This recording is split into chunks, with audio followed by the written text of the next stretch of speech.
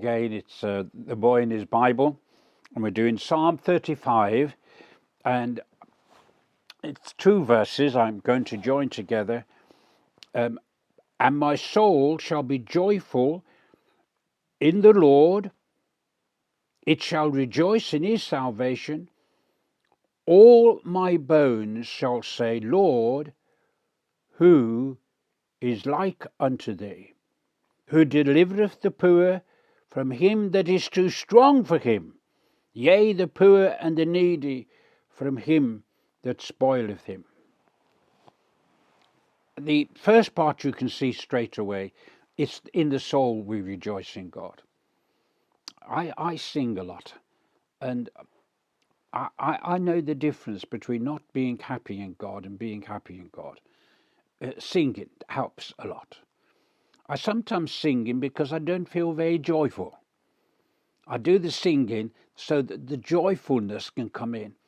Sometimes I'll put a tape on and just listen to it for 10 minutes, and it suddenly then begins to take place. In other words, I feed my spirit and I feed my soul. And I feed my spirit and my soul in the salvation of God. Now, if you was to understand salvation, it's that big word of which you can contain so many other words. Being chosen, being called, being quickened, being saved, being justified, being redeemed, being atoned, being sanctified, being glorified, being made holy, being prepared, being adopted. They're all underneath this one word, salvation. So isn't salvation something worth rejoicing in when it has so much? I can remember, and I think I must have been 17.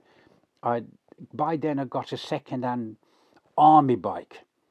I think it cost me something like about 8 shillings. It was my savings for about 6 weeks from work, bit by bit, and I got this army bike. I didn't like keep going to church with the errand boy bike, and I paid for this army bike, and I used to go miles to a group Bible study at a friend's house, Mr. Henry Evans's house, and we talked about salvation. He came up, and I realized it in the word salvation there was many things, but I didn't know how to explain it, and I said it's like Irish stew. And he laughed, and other people laughed, and they said, why? I said, when you make Irish stew, you put everything in it. Salvation has everything in it. Everything in it. And there's a lot more stews and casseroles a day that I don't know what's in them. Everything in it. And my soul shall be joyful in the Lord. It shall rejoice in his salvation. All my bones, Lord, are kept. Who is like unto thee? Who delivered us? Think of the cross now, and not a bone of him was broken, and again transferred it to the cross of the Lord Jesus. All my bones. So say, Lord, who is like unto thee? Which deliverest the poor from him that is too strong. Through death he destroyed him that had the power of death, that is Satan. Through death he destroyed all those principalities and powers that could enforce something against us and accuse us. Think of Romans chapter 8. Who can accuse us? God justifies. And so you see, this is a psalm that is like it elevates us to 2,000 years ago, 1,000 years after this psalm was written. They didn't break the bones of Jesus. He had already carried out the deliverance. And you've got enemies. And you're weak and you're poor. You might have some real enemies of people. And you have to know them also, knowing the Lord already through the cross has kept all your bones and has created a deliverance for you. Hard and difficult though that may be.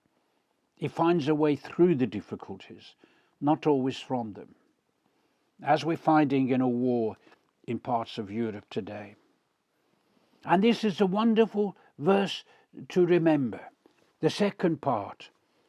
All my bones, everything who I am, shall say, Who is like unto thee, which deliverest the poor from him that is too strong for him?